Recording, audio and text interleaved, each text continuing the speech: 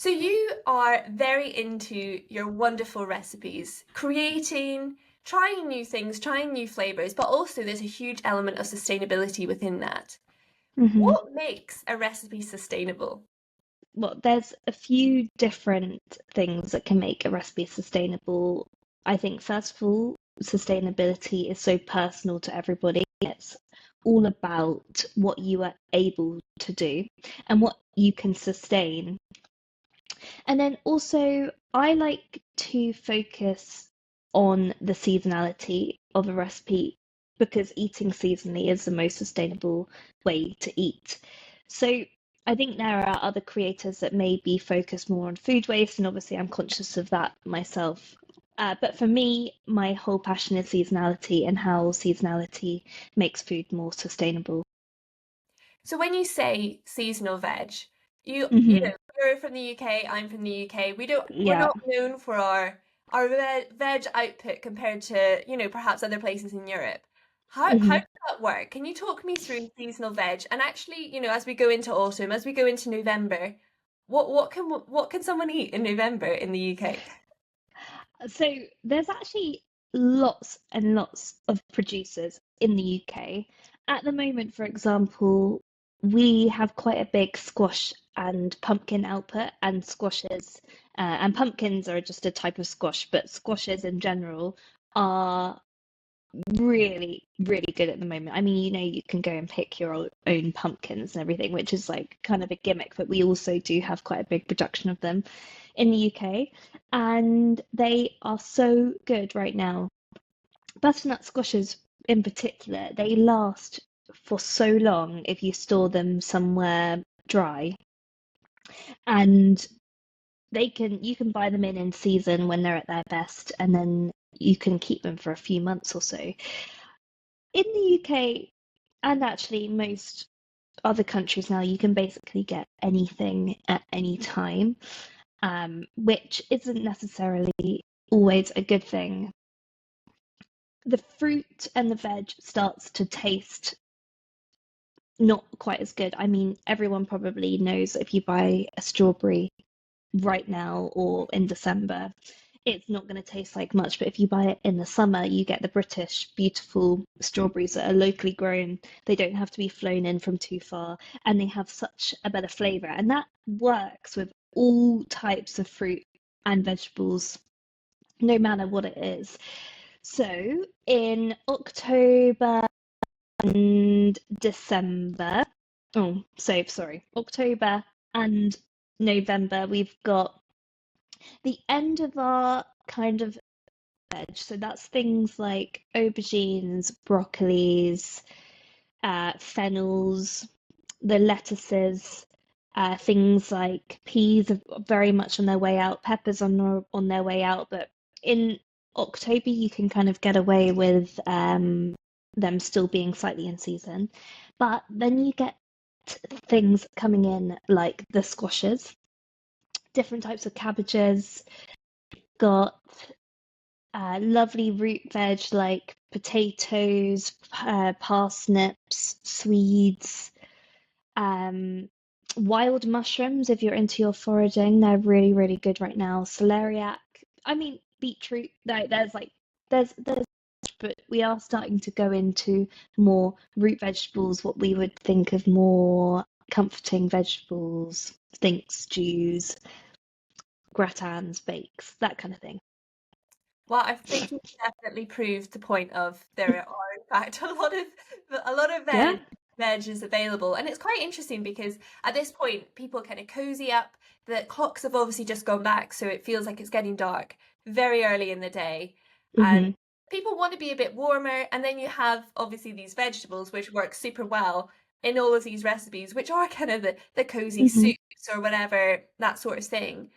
It's interesting how nature works, isn't it? Do you think that's a coincidence? I think that the hardier vegetables, things like parsnips and potatoes, they obviously are hardier, so they're able to grow in colder weather. And obviously, when we're in colder weather, we want something that is heartier. So, no, I don't think it's a coincidence at all. I think that it's amazing how nature works. And I think that people have lost the seasonality a little bit in maybe the last 20, 30. I mean, beforehand, you couldn't just get anything in a supermarket. So you were eating more of the seasons. You were eating more of what was in the greengrocers. And the greengrocers are really good at going with the seasons. You'll find that they don't stock things that are hugely out of season there. But again, sometimes it's quite hard to find a greengrocer now. But I think that if you just think about the foods that you want to eat at that time of year, you normally end up with something that is quite seasonal. Yeah, exactly. If you go with what you actually want to eat, often you'll be able to find that.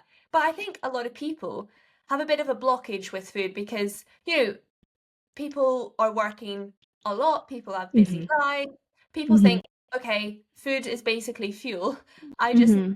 need to figure out what recipes I actually can make that I am Yeah. confident making that don't take too much time. So the thought of having to perhaps create a seasonal menu for them to work through of the year is actually quite an intimidating thing. Yeah. Is that kind of what you suggest? That maybe have, if someone's working in the structure of perhaps four recipes that they like to rotate or whatever it is, maybe have, what a set for each season, or how is it practically going to fit into someone's life if they like food but they're not that into cooking, but they do want to be conscious of, sustainable seasonal veg. Yeah. I think, first of all, any type of thinking about sustainability around food, being able to do that is a huge privilege because, even thinking about what you can and can't eat is a privilege. Even choosing what you're going to be able to eat is a privilege. So, first of all, I just want to acknowledge that. But if you are looking to and you have the time and the headspace to think about seasonal eating, I think first of all, it's quite nice to have somebody that does recipes that are seasonal. So for me, I am only posting recipes on social media that are seasonal at that time. So that's quite easy because you can just see a recipe from somebody like me and you think, okay, well, I could cook that. And I don't have to think too much about if it's in season or if it's not because they know that I have posted it as it is in season. But there are things that you can do that if you only rotate two or three recipes, three or four recipes a year, there's swaps that you could make. So, for example, if one of those recipes was for a Caesar salad or something like that, you could swap out the lettuce, the summer lettuces that you would be using for a kale in the winter or a cavolo nero in the winter. Or if you make a tomato soup in the summer, you could swap that out and do a leek and potato soup in the winter. There are lots of examples. There's lots of things that you could do. Yeah, interesting that you don't actually need to change the whole fundamentals of how you No. cook or enjoy Yeah. time in the kitchen, but it's actually just those easy swaps out. And then you've alluded to your Instagram, of course, where you post a lot of these recipes, which is a really Hmm. easy way for people to access that. Can you give me a bit of background on how you got into cooking and then decided to make recipes and then decided to post them online? What was the evolution of that? So I started cooking very young. When my mum got ill when I was quite young, and so she was never that great of a cook. But when she did get ill and wasn't able to cook, that's when I started to take up 90% of the cooking. And I had a real affinity with cookbooks. So I would open cookbooks and I would do the shop as well, the online shop. Open the cookbooks at a certain page and would just choose five recipes from random cookbooks to cook that week. And that was a great thing for me at the time because I got to experience cooking loads of different types of dishes and using lots of different techniques and learning through cooking from cookbooks. And then when I got a little bit older, I started working in kitchens, um, KPing and doing the very low jobs in the kitchen, like prepping, chopping, peeling. which was great. But then at that point, I decided that I didn't think that becoming a chef was for me. So I started looking for recipe development jobs. And at the same time, I was studying nutritional science. So I think that made it a little bit easier because I had some contacts through that side. And then I got my first recipe development job that I got paid for because I was doing a little bit for free beforehand, which is important to get experience. And um, I kind of realized from that point that I could market myself as a recipe developer and try and get more jobs, which I did. And you get better and better at recipe development and you create more and more contacts. And at the same time, I was posting just my meals on Instagram. This was at a time where Instagram was purely pictures, and I don't think they even had carousels. It was just one picture, and I would literally just post a picture of my bowl or my plate. And that started to gain a little bit of traction, and I would just post my dinner basically or my lunch or something on Instagram every day. And then when Reels came in, the very early version of Reels, I started making a few videos, and that's how I started to gain a following. And throughout the years, it's changed massively. I mean, from pictures of my dinner to then recipe videos, and podcasts and all sorts, but it's grown very, very gradually, and I've been doing it for a long time now, but I love it. This is probably quite a difficult question, but what is probably your favorite recipe that you've ever created, or like the one that you're most proud of? Does any stick out in your Oh mind? my goodness. There are some technical recipes that I am quite proud of. Um, there's actually one that I have in my mind now that I haven't posted yet, but it's maybe not so technical, but it's a galette with squash and feta, and it's got a walnut pastry, and it's just I think it's nice for me to see how my recipe development from 8 years ago has developed into what it is now. So that makes me quite proud of kind of most of the recipes that I post now. Actually, all of them I'm super happy with. But it's so that recipe, the squash galette, I probably would never have come up with 8 years ago or something. But also, I will say I think that the food industry has changed and that we expect more from our recipes now. We're more experimental. We have more access to different ingredients. I mean, like when I first started, I didn't think anyone had heard of harissa in the UK, and now it's like in most people's recipes. So yeah, I think that one is a long answer to your question. Perfect. No, when I think about someone who's creating recipe development, I kind of think of like an artist standing in front of a blank canvas, and there's Hmm. a lot of different pieces of art out there, and they're trying to have something that is individual to them that can be said, this is, oh, this, of course, this is a Picasso type painting because it's his Hmm. style. And I imagine that's similar because, it's creative, and creative people, they have kind of a tendency to trend, even as it developed, from you 8 years ago. I'm sure that you would be able to identify that these are your recipes. Hmm. But then equally, trying to do something that is individual, like if there are not only so many ways that you can do something with recipes, with food, do you ever get to a point of, I guess, I don't know what the cooking equivalent of writer's block is, but how Yeah. do you keep yourself refreshed and inspired? So you do get writer's block occasionally. I've just had to write quite a huge amount of recipes for a different project, and I struggled towards the end of those. But then the next week I was writing recipes for something else and I came up with six pretty easily. I think for me, I am quite lucky because I always have a starting point, which is a particular fruit or vegetable, something that is in season. So, a squash, for example, that was the recipes that I was writing the other day. Whereas I think other recipe developers will be given a brief if they're working for a company or a brand, and that is quite helpful because you can come up with something from the brief.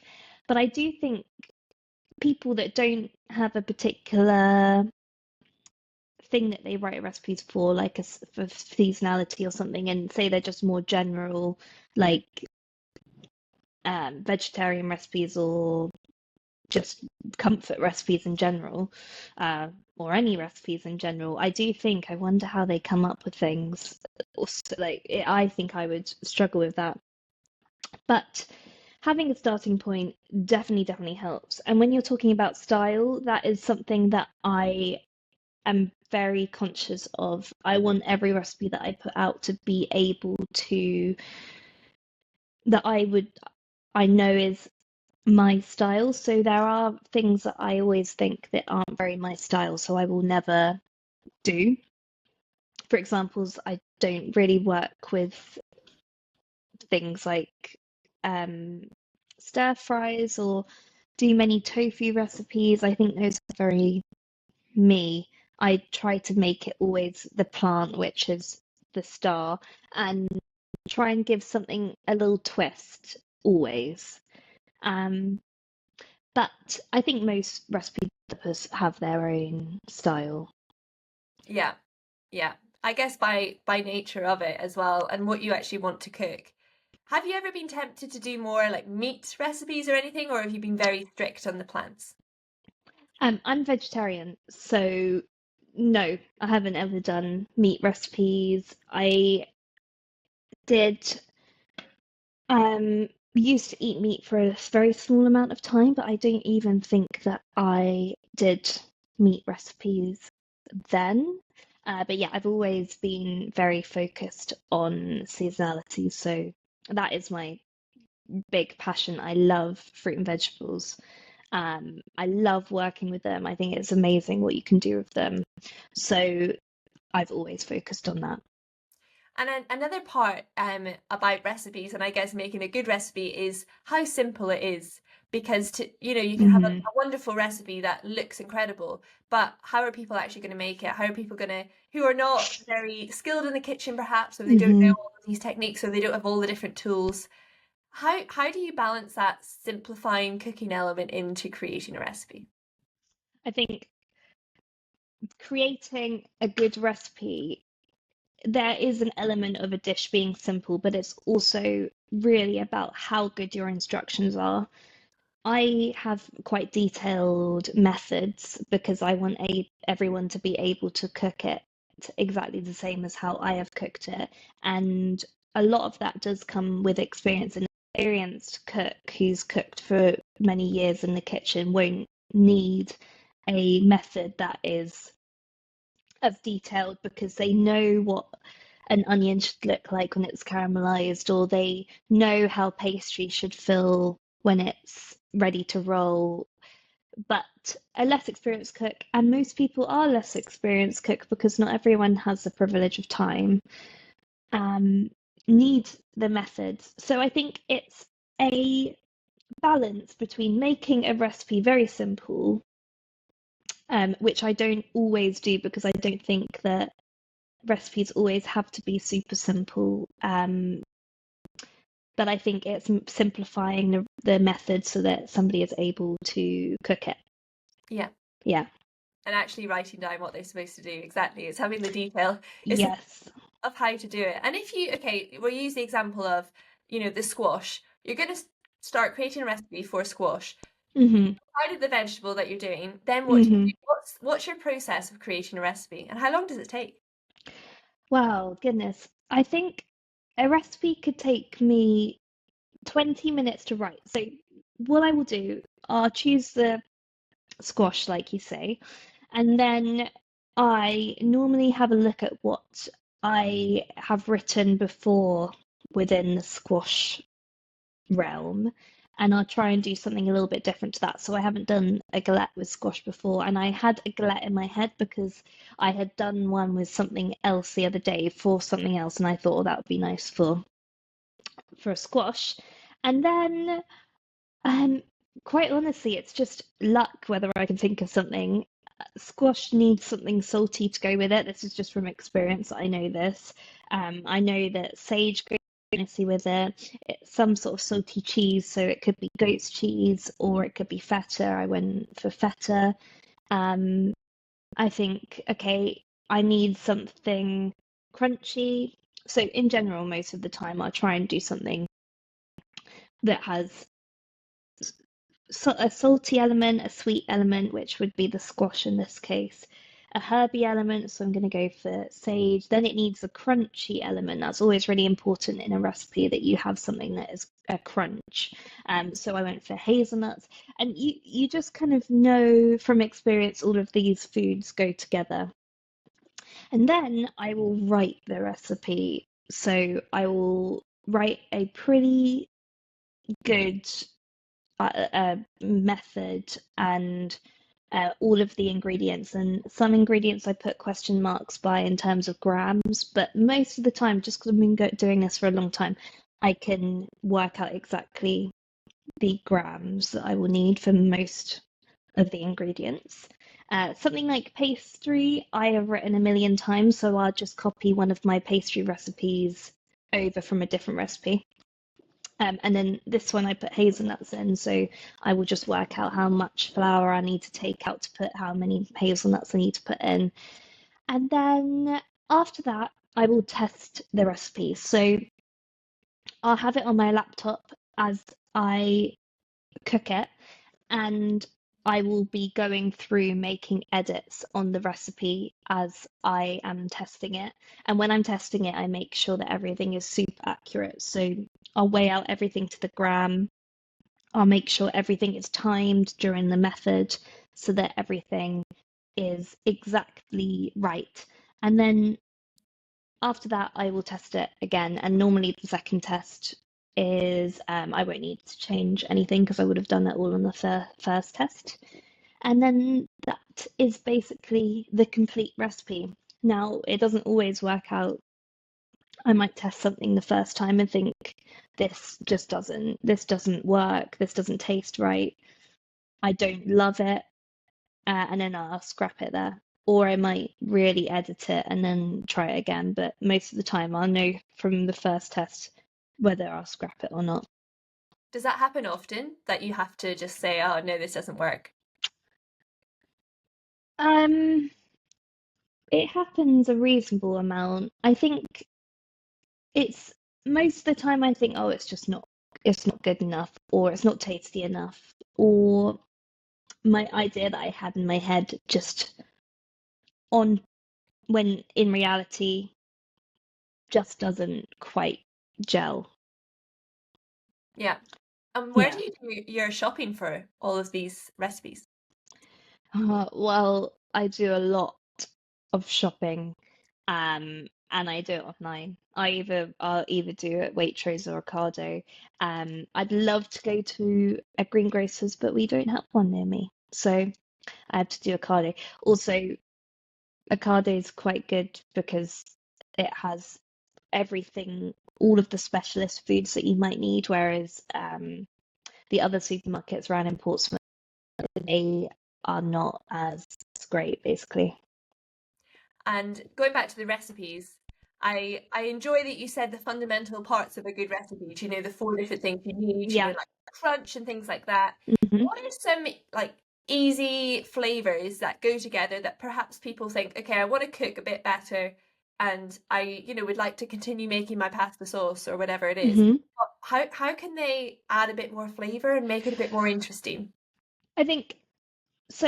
The big one is making sure you're seasoning properly with salt. Salt is so important. It doesn't make food taste salty if you use it properly. It actually enhances flavor. So if you're seasoning properly, your food you will just taste a million times better already. And the best way to season is to use little pinches of salt at every stage in the recipe. So obviously not if it's a sweet recipe, although sweet recipes can become nicer and more flavorful, especially if it's a chocolate recipe with a little pinch of salt. But the best way to season is to when you're frying the onion, a little pinch of salt. Then you add the garlic and the ginger and a little pinch of salt. Then maybe you add a tin of coconut milk, a little pinch of salt, that kind of thing. And you'll end up using um, more salt than you would probably normally, but you'll notice that every layer is really enhanced in flavour. That's the best way to enhance your cooking. And then the other thing that I think a lot of people miss, and it will take your cooking from like up 100 and it will taste much more professionally made, is acid. And that acid normally I will use at the end of a dish. So anything really, especially rich food, always needs a little bit of a lift. And I think once you do it, you will understand what I mean. But a squeeze of lemon juice at the end. Now, it doesn't have to be a very large amount, not even half a lemon, maybe even a teaspoon, 2 teaspoons of lemon juice, fresh lemon juice, or you could use white wine vinegar. Or rice vinegar is quite nice because it's quite soft. That will really lift a dish and it is cleaner on the palate. It doesn't taste as stodgy or as heavy. You won't feel super heavy after it, like after a roast dinner or something like that, you might feel, oh, I've just eaten a lot. With a little bit of acid, it really lifts it off the plate and it makes the food feel lighter, which is really important. That is something that a lot of people miss, I think. Wow, that's super interesting. I've never heard that. So Yeah. say with a roast dinner, where are you Mm. putting, the lemon or the vinegar? Are you putting it on the meat? It would be in an element of the dish. So let's say maybe the greens that you were having with the roast dinner, a little squeeze of lemon over them. It really can lift the whole plate. And then also, I think with a roast dinner, we already do it, but it's add a little bit of sweetness. So you might have cranberry sauce or mint sauce, which is also sweet, apple sauce. Um, that is quite nice with to add an extra element, another one of the tastes along with the lemon juice, always balancing the sweet and the savory and the acid and the salt. Wow, and even a little bit on the greens can make such a difference to the whole meal. I, That's I brilliant. really do think so. And I think also in things like soups, risottos, it's really important. Yeah. Anything that is like a big bowl of food really, really can benefit from a bit of acid. And are you a fan of bulk cooking? I imagine that you do, obviously, day to day, you'll do a lot of your cooking as you kind of go through the day, like trying recipes and so on. But what about bulk cooking? Is that something you are a fan of, or it can be kind of difficult to make a big Hmm. bulk meal actually taste good? Yeah, I think so. For me, it's not hugely necessary for me to bulk cook, so I don't do a huge amount of it. I completely understand why so many people are so into it. It means that you can have a home cooked meal um, when you don't have the time, which is really uh, organized of them and a really, really good thing to do. Home cooked food, in my opinion, is so much better than anything that you could ever buy in a supermarket in terms of taste. Uh, but I am a big fan of cooking once and eating twice. So cooking double portions at dinner and then having it for lunch. It means that instead of just me grabbing a piece of bread and a bit of cheese at lunchtime, I actually can have more nourishing, a more filling and more satisfying meal at lunchtime because I don't normally have time to cook at lunch unless I'm testing recipes. So I'm a big fan of that. I think that there's a whole new kind of cooking where people are doing uh, like big bulk batches of sauces. So say a sauce of a Thai green curry, freezing it, and then you can make that into several different types of meals. I know Mob do like one where it's like a cook once and then they make it into four different types of meals. And those are quite interesting. I think for somebody, it has to be a very like particular person that wants to do it because they have the time to make that and they also have the time to cook in the evening, but not quite as much time. Um, but it's not something I think that I'll be doing much recipe developing for, but I totally understand why people are into it. Interesting, interesting. And then another thing that you love to incorporate is the wine pairing with meals. Oh yeah. And again, it's probably something that people think, okay, I know like what a good red wine is when I'm sitting drinking a good red Mhm. wine, but getting to that point and then pairing it with different types of food. Can you give me like a little summary of an introduction to pairing wine with food? Oh my goodness. So I am in no way an expert. I think actually, so I did my level two WSET, which is like the Wine and Spirits Educational Trust. They do all of the wine qualifications, and I did it in wine tasting, or just in wine actually. And that is like one of the lowest levels that you can do. It's a 3 day course split over 4 weeks and with an exam at the end. And I think during that course, I realized how little I actually know. And I want to do my level three and I'd love to do my level four, but they're a lot longer and with a lot more knowledge. And I just don't have the time at this current moment, but I will do it next year, hopefully.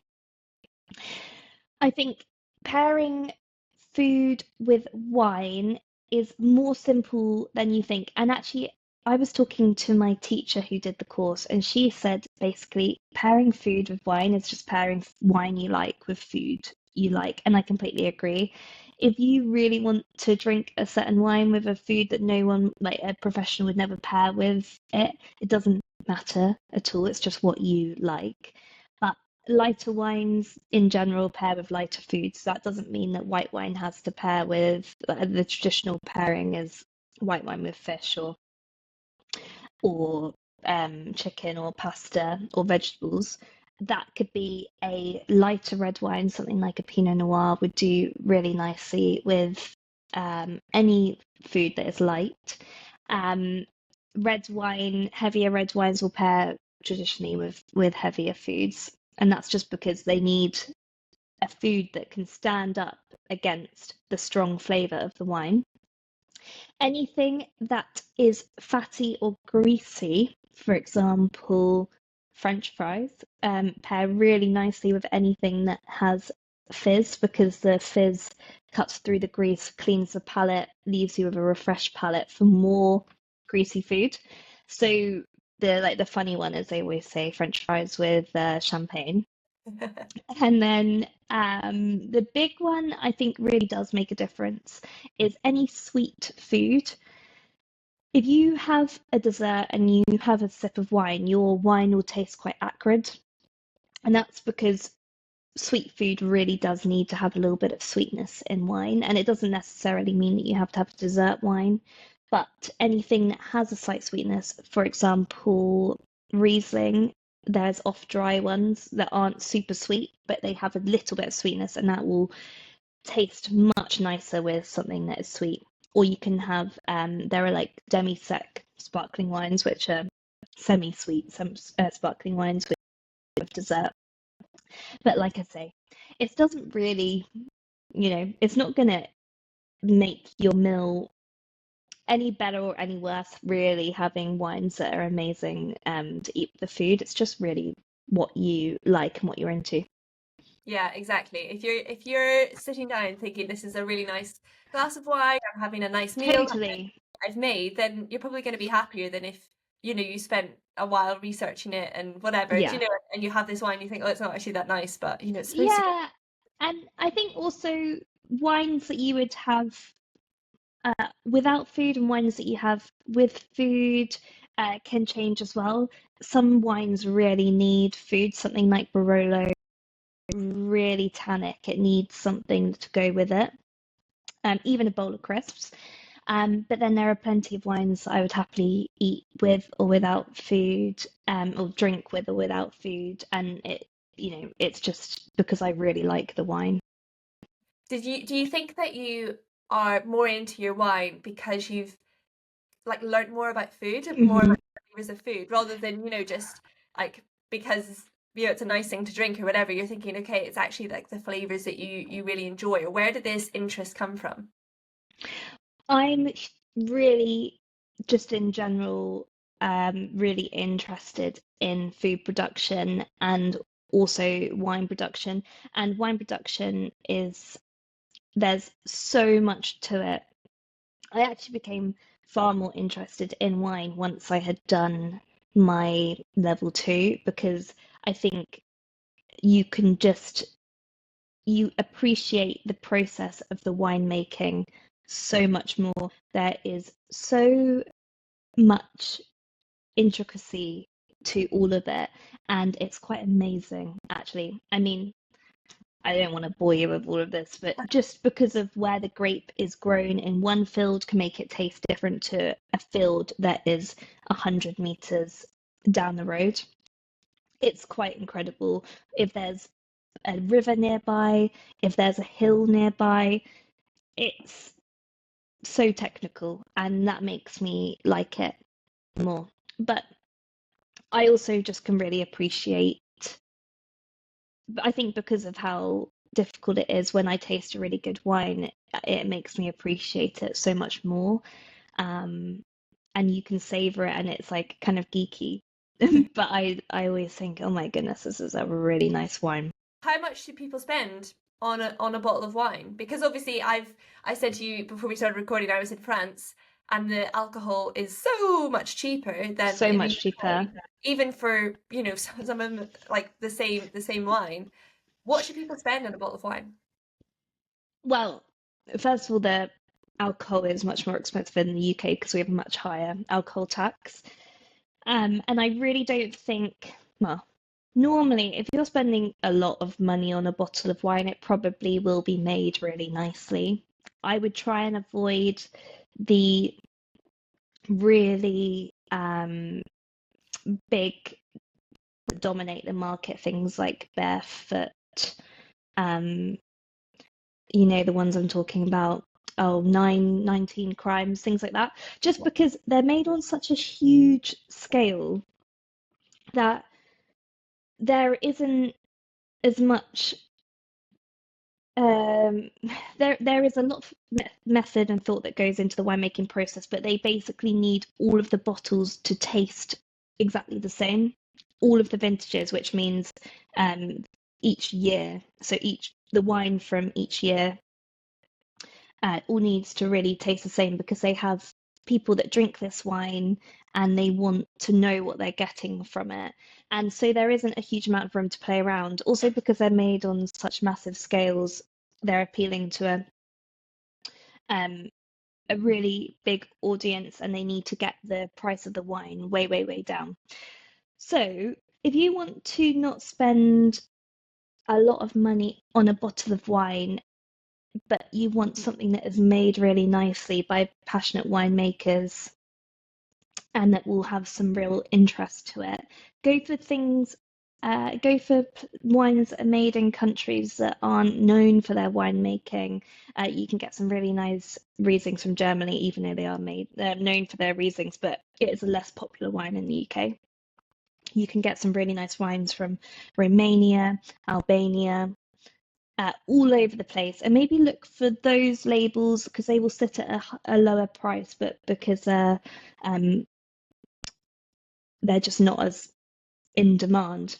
And then you can spend lots of money if you're going to go for something that is much better well known, like a Chablis, for example, which is a French wine, and it is a really well known name, a really, really well known place that they make the wine. So they will put the prices right up. But you can look for wines that are made in places close to them, but they don't have the label of Chablis, but they will taste very similar. There's lots of tricks that you can do. Good tips for people Yeah. listening. And yeah, interesting about the different places that make it. But often it's really nice wine. So yeah, definitely keep that in mind. One thing I was wondering is because you produce so many lovely recipes, both on your website but also on your social media, yet you work with brands creating recipes for them.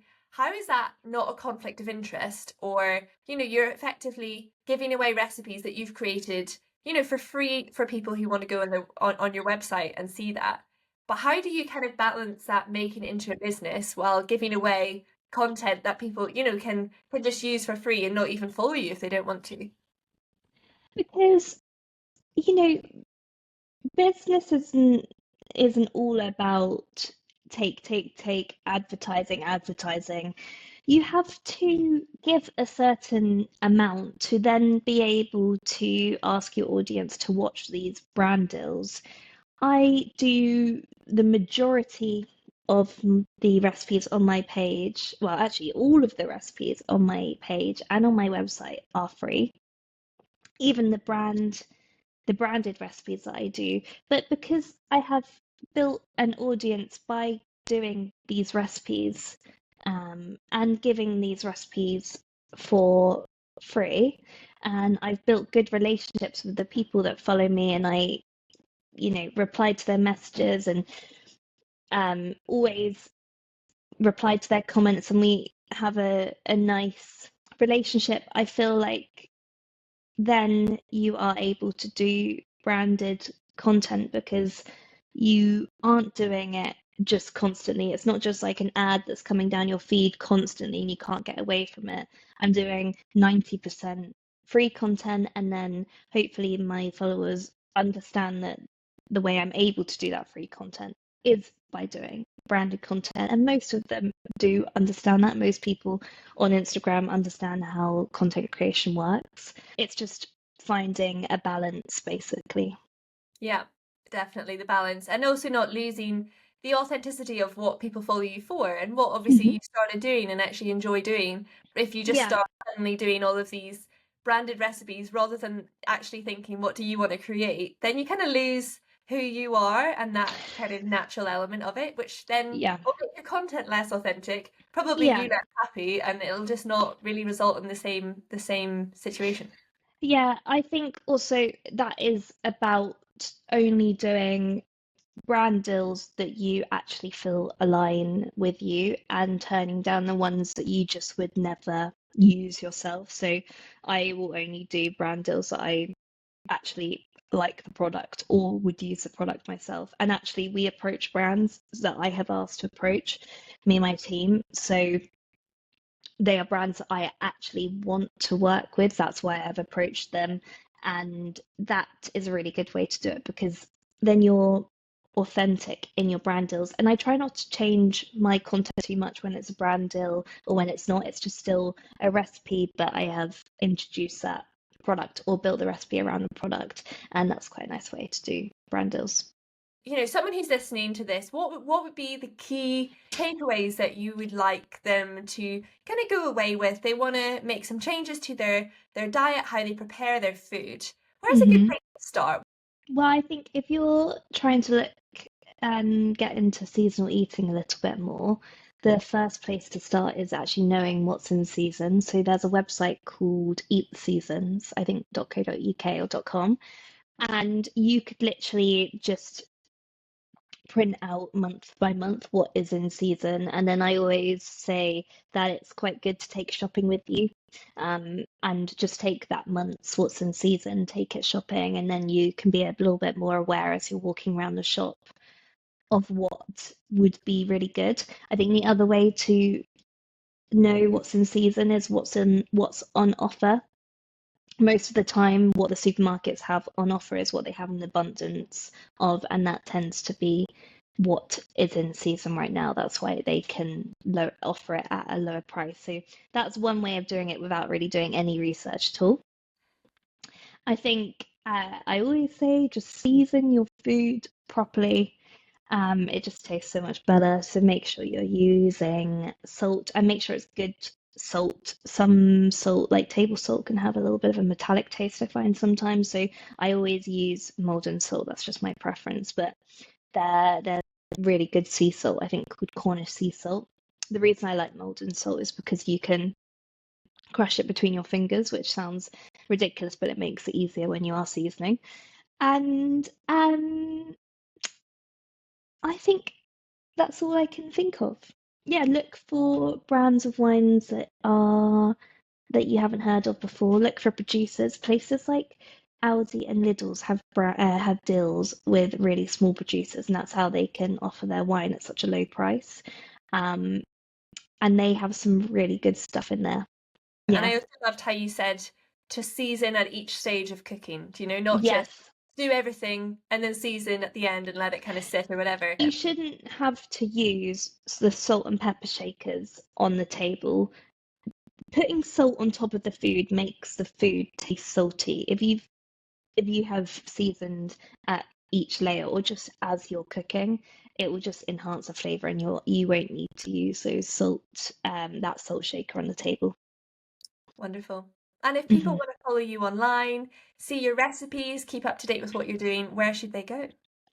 So my Instagram is at Georgie Eats, and so is my TikTok, but I post the same things on there. So one of them is fine. And then if you want all my recipes, I post them all on my website, which is georgieeats.co.uk. And it's really simple to use. I don't have huge amounts of text between the pictures and the recipe, so you don't have to scroll through anything. It's literally just picture and recipe. So I think that's nice and easy to use. Yeah, I think compared to some of the recipes that you see online, you have to Yeah. scroll through people's life Well, stories. I get why they do it because it's about the Yeah. SEO, but quite honestly, I have just sacrificed my SEO and just put the recipe because it is one of the most frustrating things ever when you have to scroll through all of that Yeah. stuff. And then you've got to So, scroll back up to see the ingredients again. oh my, it's just, and then you've got like a million ads throughout, and I do get it, it's because that's how they're making Yeah. money, but I Where is that music playing from? I don't know where it's come from. Oh yeah, it just suddenly starts playing, doesn't it? Yeah. I've Yeah. noticed they do that on BBC Good Food now, though. The music just starts playing. Yeah. Oh Yeah. well, well, I'll link those in the show description and also that website where it says the seasonal foods. I'll definitely link that because that's Yes, a really eat the helpful resource. seasons. Yeah, eat the seasons. Really helpful resource. I didn't know that Hmm. that existed, and these It's things, really good. yeah, but it's just finding it, isn't it? It looks like it was made in the 90s, but it's the information's there. Well, thank you so much, Georgie, for coming on, talking all about all things food, recipes, tips and tricks. Yeah, really good takeaways, I think, for people of this conversation that they can just implement into their food rather than just overhauling everything. Just making these Yeah, little changes to make things taste nicer. yeah, little steps, little tricks, and you can make yourself a better cook. Wonderful. Thanks so much for joining. Yeah, you're welcome. Thank you for having me.